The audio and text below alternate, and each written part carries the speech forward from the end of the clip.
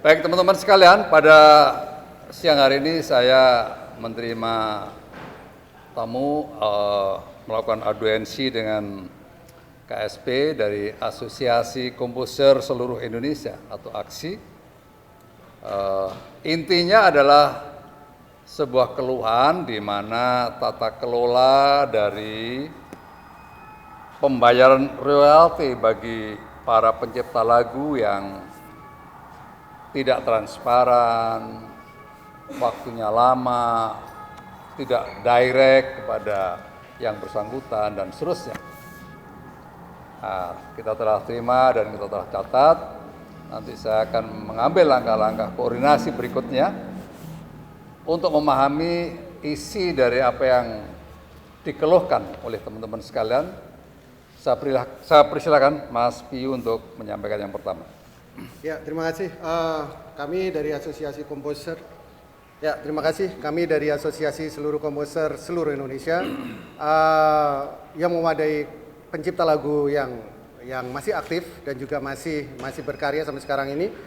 Kami sudah cukup capek dan sudah cukup lelah untuk menanti bentuk transparansi dari apa yang sudah dilakukan oleh Lembaga Manajemen Kolektif Nasional, garis miring Lembaga Manajemen Kolektif yang sudah melakukan pemungutan hasil dari karya cipta kami berupa royalti dan pendistribusiannya. Kami menginginkan untuk sebuah transparansi. Kita menginginkan sekali itu aja. Sampai kami harus melakukan somasi, 2 kali somasi kita lakukan. Pertama 17 Juli 2023 dan juga 15 Agustus 2023. Dan yang terakhir kami meminta untuk kami mengirim audit independen dari kami untuk melakukan pemeriksaan atas apa yang sudah dilakukan oleh para lembaga tersebut. Sehingga di situ yang kami harapkan hanya transparansi aja. Hanya ingin transparansi supaya kita bisa tahu mampetnya di mana. Kenapa kok sampai hari ini Teh Rika Ruslan mendapatkan royalti untuk konsernya, untuk live-nya 146.000, saya 300.000 dan juga teman-teman yang lain kurang lebih seperti itu, bahkan ada yang nihil. Dan ini adalah sesuatu yang harus kita pertanyakan. Wajar kalau kita menanyakan. Dan ternyata jawaban dari lembaga-lembaga tersebut itu sangat mengecewakan dari kami, bahwa mereka merasa mereka tidak punya tanggung jawab atau mereka tidak punya kewenangan langsung untuk memberikan laporan keuangan kepada kami. Padahal itu sudah diamanatkan oleh Undang-Undang Hak Cipta Pasal 90, di mana di situ harus untuk melakukan audit keuangan dan dilaporkan kepada publik. Tapi sampai hari ini kami belum mendapatkan hal tersebut. Oleh karena itu kami mengadukan ini kepada kantor staf Presiden mengenai hal tersebut supaya bisa segera ditindaklanjuti. Terima kasih. Mbak Rika, singkat, mungkin ada case yang bagus. Bapak terima kasih. Saya sebagai mama-mama akan bicara mama-mama saja.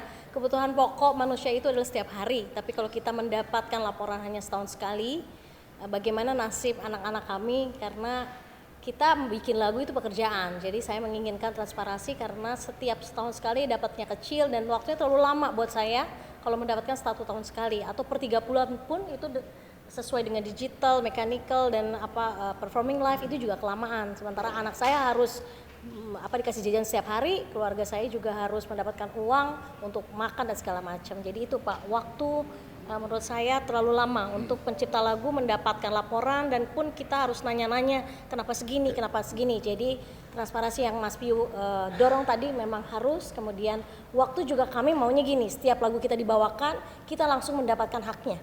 Hari itu juga, saat itu juga, bukan menunggu waktu yang terlalu lama sehingga kita harus menanti-nanti dengan cemas. Begitu dibuka 150.000, 300.000, saya mau beli susu juga nggak bisa. Ya, gitu. ada usulannya baik dari Pak Sekjen mungkin. Ya. Kami dari AKSI sebenarnya ingin mengatakan bahwa yang sekarang terjadi di industri musik Indonesia ini sudah tidak relevan. Jadi kami mengusulkan adanya pembayaran langsung kepada pencipta lagu melalui satu aplikasi online berbasis digital yang bernama Digital Direct Licensing atau DDL. Nah, DDL ini adalah sebuah menu yang bagus sekali dari Asosiasi Komposer Seluruh Indonesia yang akan berbicara banyak bagi penghasilan para pencipta lagu tentunya.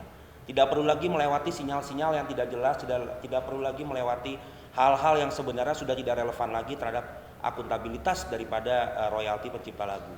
Nah, Digital Direct Licensing ini sudah dilakukan oleh beberapa negara yang menjadi benchmark kita, yaitu salah satu contohnya PRS yang ada di Inggris, kemudian ESCAP dan juga BMI yang ada di Amerika. Mereka juga sudah menerapkan pembayaran langsung pada pencipta. Jadi kami berharap kinerja yang selama ini terjadi sudah diakhiri saja karena sudah tidak relevan dan tidak lagi memberikan penghasilan yang baik bagi pencipta lagu. Kami mau memajukan pembayaran langsung kepada pencipta tanpa ada pemotongan-pemotongan sinyal dan transparansi yang jelas bagi kehidupan komposer. Sekian, terima kasih. Ada tambahan lagi, Mas? Iya. Ya, silakan. Ya, dan sebenarnya selain di luar negeri, di Indonesia pun negara, pemerintah sudah memberikan contoh bahwa direct licensing itu diberlakukan. Seperti KTT, itu banyak lagu-lagu dari komposer yang dibawakan langsung diminta izin dan langsung diberikan pembayarannya kepada pencipta lagunya, tidak melewati lembaga apapun gitu. Dan juga saya melakukan direct licensing terhadap pencipta lagu yang lagu-lagunya saya bawakan. Dalam 1 bulan saya bisa memberikan direct licensing, performing rights, royalty itu sampai ke 45 juta 1 bulan. Sementara jika mengikuti sistem yang berlaku sekarang yang katanya atas nama hukum, itu mereka hanya mendapatkan 1 tahun ratusan ribu. Jadi bandingkan 40-an juta per bulan dan juga 100-200 ribu 1 tahun yang katanya harus mengikuti hukum. Jika memang kami harus mengikuti hukum dan mendapatkan hasil seperti itu, artinya hukumnya yang harus diganti atau dibenerin. Maksud. Baik, teman-teman sekalian, itulah kira-kira isi dari pembicaraan kami di ruangan. Dan saya selaku Kepala Staf Presiden yang salah satu tugasnya adalah mengelola isu-isu strategis, dan ini sebuah isu yang perlu kita respon. Untuk itu langkah-langkah berikutnya adalah saya akan mengundang semua pihak, baik dari LMKN, LMK maupun dari Kemenkumham untuk membicarakan persoalan ini agar ada sebuah solusi. Ada sebuah solusi. Itu kira-kira. Terima kasih. Assalamualaikum warahmatullahi wabarakatuh. Waalaikumsalam. Ya, makasih. Terima kasih. Pak, terima kasih banyak. Terima kasih.